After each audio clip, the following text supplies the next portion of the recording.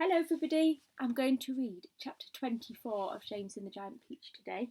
So in chapter 3, can you remember the peach was in the air and there was a ship that sailed past, and the captain on the ship saw all of the creatures and James, and all of his officers thought he was going a bit crazy, didn't they? So chapter 24. But on the peach itself, everyone was still happy and excited. "I wonder where we'll finish up this time," the earthworm said. "Who cares?" they answered.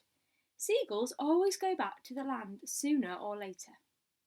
Up and up they went, high above the highest clouds, the peach swaying gently from side to side as it floated along. "Wouldn't this be the perfect time for a little bit of music?" the ladybird said. "How about it, old grasshopper?" "With pleasure, dear lady," the old green grasshopper answered, bowing from the waist. "Oh, hooray! He's going to play for us!" they cried, and immediately the whole company sat themselves down in a circle around the old green musician, and the concert began. From the moment that the first note was struck, the audience became completely spellbound, and as for James, never had he heard such beautiful music as this.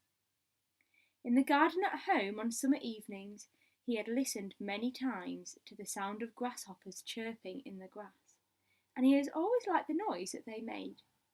But this was a different kind of noise altogether. This was real music, chords, harmonies, tunes, and all the rest of it. And what a wonderful instrument the old green grasshopper was playing upon. It was like a violin. It was almost exactly as though he was playing upon a violin.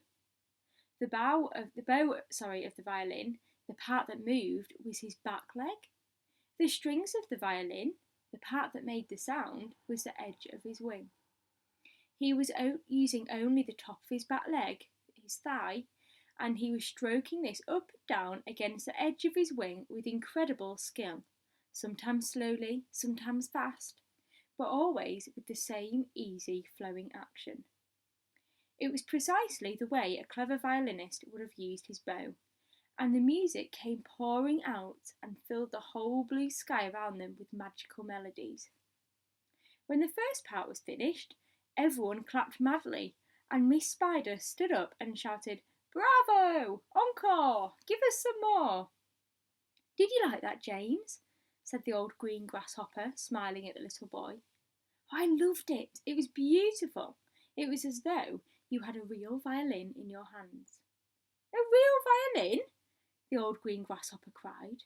"Good heavens, I like that. My dear boy, I am a real violin. It is a part of my own body." "But do all grasshoppers play music on the violins the same as you do?" James asked him. "No, not all. If you want to know, I happen to be a short-horned grasshopper. I have two short feelers coming out of my head. Can you see them? There they are. They are quite short, aren't they? That's why they call me a shorthorn, and we shorthorns are the only ones who play our music in the violin style using a bow. My long-horned relatives, the ones who have long curvy feelers coming out of their heads, make their music simply by rubbing the edges of their two top wings together. They are not violinists, they are wing rubbers, and a rather inferior noise these wing rubbers produce too, if I may say so. It sounds more like a banjo than a fiddle." "How fascinating this all is," cried James, "and to think that up till now I had never even wondered how a grasshopper made its sounds." "My dear young fellow, there are a whole lot of things in this world of ours that you haven't started wondering about yet. Where, for example, do you think that I keep my ears?" "Your ears? Why, in your head, of course." Everyone burst out laughing. "You mean you don't even know that?" cried the centipede. "Try again," said the old green grasshopper, smiling at James. "You can't possibly keep them anywhere else." "Can't I?" "Well, I give up. Where do you keep them?" "Right here," the old green grasshopper said, "one on each side of my tummy." "It It's not true. Of course it's true. What's so peculiar about that? You ought to see where my cousins, the crickets, and the katydids keep theirs. Where do they keep them? In their legs, one in each front leg, just below the knee. You mean you didn't know that either? The centipede said scornfully. You're joking.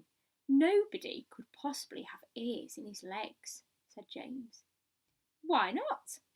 Because it's ridiculous, that's why. You know what I think is ridiculous? The centipede said, grinning away as usual. I don't mean to be rude, but I think it is ridiculous to have ears on the side of one's head. It certainly looks ridiculous. You ought to take a peek in the mirror some day and see for yourself. Pest! Cried the earthworm. Why must you always be so rude to everyone? You ought to apologise to James at once. And that's the end of chapter 24. So we'll see what happens tomorrow. See you later.